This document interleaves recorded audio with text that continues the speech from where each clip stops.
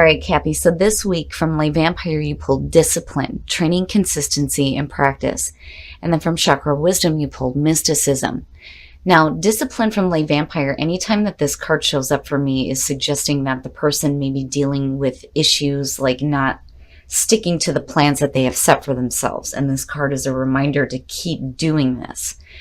Discipline is saying that you have the ability to create, the program of change in your life, but you have to stick to the commitments that you have set for yourself. But when you're looking at it with mysticism, it's one of two ways. It's one of these things where, for some of you, it may be a situation where you're getting like unknown motivation to do something. And discipline is saying, yes, you need to start working toward this or continue to do that. The other part of it, though, is, again, this shows up when people start to falter. And it may be because you don't know what's going to happen. Mysticism is saying to trust in the intuition, trust in your intuitive knowing, and trust in the unknown.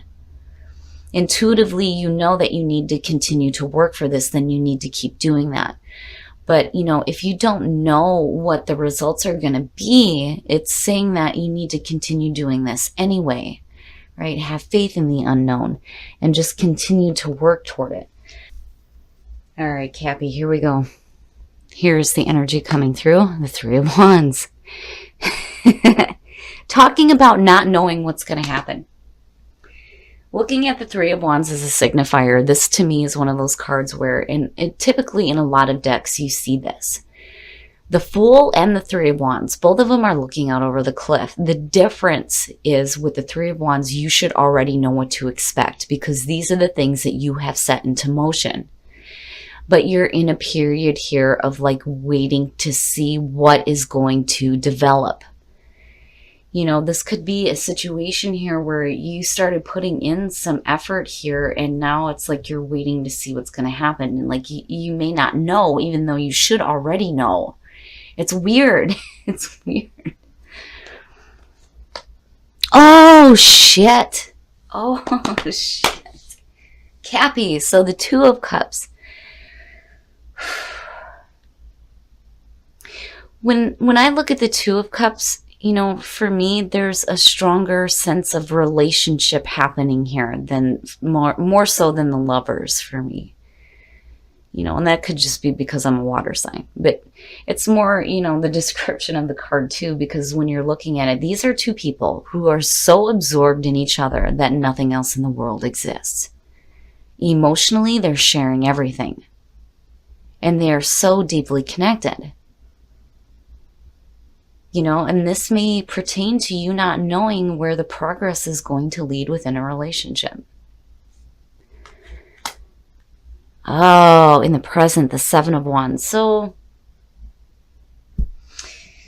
when I see the Seven of Wands, it's one of those cards where, automatically I feel like the person is going, I'm not taking this shit anymore, right? This is how I feel. This is what I stand. This is how, or what I'm going to do, right? It is about using your voice. It is suggesting that for some of you, it may be a situation where people like are opposing you and opposing what you're doing here. Right? But I kind of get the feeling that there's a need here for you to start using your voice. Like I'm almost like seeing it in the reverse. Future conditions, and there you are, right? Looking at the Queen of Pentacles as future conditions, especially when you're looking at the Three of Wands, that to me is, a successful person. It's not, the King of Pentacles is the pinnacle of success, right? The Queen of Pentacles very much is about, this is the person who is creating this stable, secure foundation, the stable, secure home. They're the ones that bust their ass all day, pay the bills, make sure everything is good at home, right? They lay down that strong foundation. And I definitely do feel like this is you in future conditions. Now, for some of you looking at the Two of Cups, it could be a situation here where you are dealing with another earth sign. Cap, Taurus, or Virgo, right? And again, for a lot of you, it may be a situation where you're looking for progress within a relationship, But I think there's a need here for you to use your voice. But also, I feel like you need to be true to you. Because again, the Seven of Wands, look, I'm not taking any more shit within a relationship, right? I'm going to be true to myself. And I'm going to be like practical about it, you know? You're not being over emotional. You're not being too, logical. It's not that you're not smart about it, but it's not like you're being too mentally critical about the situation. You're just being you. You're being practical. You're more concerned with the long term than the short term. But for some reason, there's a need here for you to start using your voice. Oh yeah, your best path to follow. Again, looking at the Knight of Pentacles, looking at the long term. And then the other thing too is this is really slow progress. Really slow progress. And it may be because there may have been some difficulties within a relationship, looking at the Seven of Wands.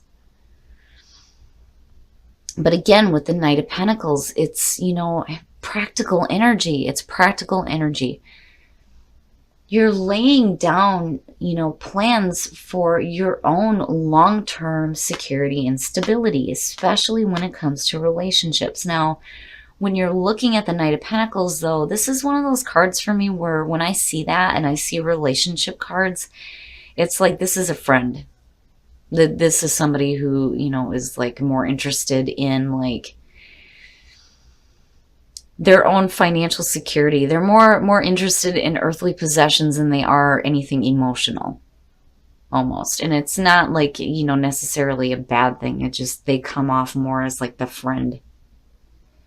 And it could be somebody that you're working with. And again, I still have that feeling where some of you may be dealing with another earth sign. But I do, get the sense here, though, too, that with the Three of Wands, right?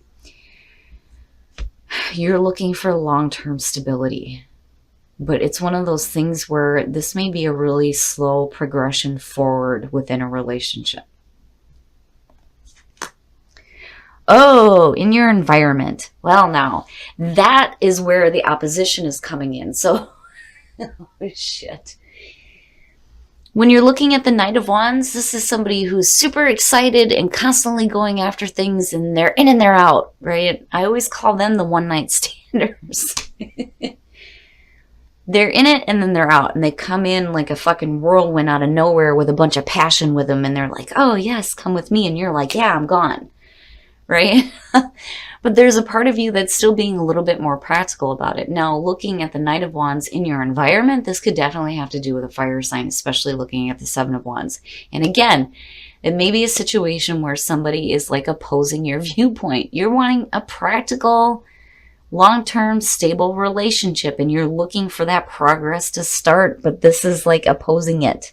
And it may be because they're just so full of passion. It's like, I look at it as like you're wanting both, but you're still at the same time wanting that security and that stability. You don't want somebody that's going to be in and out, right? Oh, shit. In your environment, the King of Wands, looking at the Knight of Wands, or your hopes and your fears. Looking at the Knight of Wands, here's the thing, when shit, I'm like hearing it all at once. When you're looking at the King of Wands and your hopes and your fears, again, this has to do with the fire sign, Aries, Leo, Sag. Okay? This is somebody, and look at the shit-eating grin on that lion. I'm telling you, you see that? You're hoping for, him to like, him or her to get a little bit more wisdom here with the way that they are, because they are so full of passion, on the go and on the move, and they're doing things all the time, and you're wanting them to settle down just a little bit, and let's look at the long term, and let's start to get some progression forward within this relationship. But he's like, oh my goodness. This is somebody who I don't feel like they have any bad intentions. That I will say. I just think that they're, it's funny because I get the feeling of somebody who's like a smart ass, right? It's almost like you're hoping for them to start settling down and stop being so damn wild, right? Because I do think that, you are being the responsible one here. You're trying to create that nice, stable foundation, laying down those roots. You're the one that's making the comfortable home while he's all over the place, And again, this could be male or female both ways. But I can't stop looking at that shit-eating grin on that lion like, yeah, I know. I deal with the fire sign. Let me tell you, if that card ain't my husband. And again, for some of you, it's just, this is how they truly are. Their soul is like young. They're young and they're on fire, right?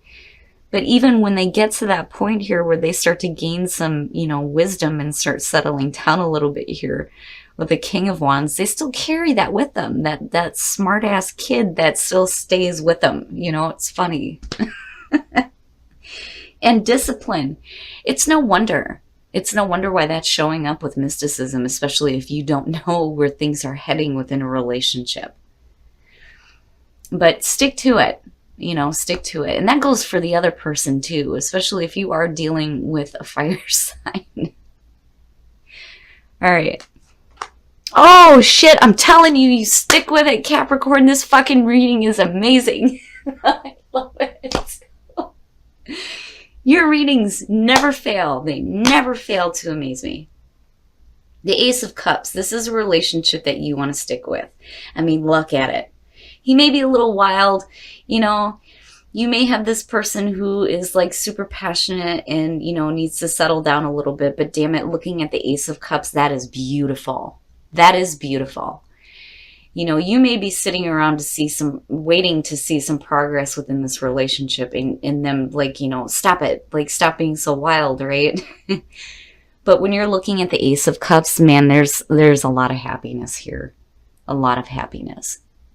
It's beautiful. It's beautiful, Cap. All right, we're going to take a look at the soul trees to see what else is going on here. And it's no wonder with mysticism and discipline. It's like, I don't know why I'm being pushed to do this, but I guess I have to stick with this, right? Because it's one of those situations where I think Capricorn is like, what the hell are you doing? But you love them. You love them regardless. Oh, detachment, release, shit, and be open. Okay, so when you're looking at detachment, that is detaching yourself from, the negative things, right? Release. You need to release that so that you can be open to this Ace of Cups. And I do get the feeling that for some of you, it may be a situation where you're looking at it like, why am I even bothering with this? Because again, of discipline and mysticism showing up, but you need to be open. You need to be open to this because this relationship, looking at the Ace of Cups, fucking fantastic. They may drive you nuts and they may not settle down, but damn it, this is going to be a really good emotional thing for you. I'm telling you, there are things that you're going to have to detach from and, like release, let go of control a little bit, jump on the back of the horse for a little while, right? Instead of being in this practical mode. But the thing is though, when you're looking at this as your best path to follow, yeah, you want something that is long-term and stable. But then at the same time, it's like, you need to still be willing to kind of go with the flow of the situation. I think they'll get there. I think they do. But the potential here is beautiful. All right, we're going to take a look at the romance angels to see what exactly is going on in terms of love. Oh man, that card cracks me up. So, and again, with detachment, there's nothing here bad that you need to detach yourself from other than this feeling of like, like they're going against your viewpoint, get rid of that thought, right? Release and surrender, and be open. I mean, both of them to me are like surrendering to the flow, because you're looking at something brand new, right? When you release from the way that you think things should be and you start opening up to going with the flow, right? I'm looking at the way the trees are going here and then seeing the Ace of Cups. Yes. Heart-to-heart conversations. Honestly discuss your feelings with each other. Here, and you know what's funny is, I don't know why, but I'm so like wrapped up in the images. If you're going to be talking to them and they're looking the other way, that's basically saying don't be nagging, right? Just basically be open about how you feel, right? I want to be long-term. I want to be stable. I don't want this to be an in and out situation. I think they know that, but it's like, you know, I think you need to get caught up in the whirlwind for a little bit, right? And see where it takes you. But, you know, the other thing too is, yeah, you know, Cap, you have to be true to yourself, right? If you're wanting to have a long-term stable relationship, it is something that you need to voice. But just be careful about, like, you know, maybe being a little bit too oppressive with your viewpoint. That may be where you're facing some opposition from them. You know, I just kind of get the feeling here where you kind of get to the point with the Ace of Cups and then again seeing that shit-eating grin where you're like, ah, yeah, I love this person, right? It's beautiful, Cap. I love this reading.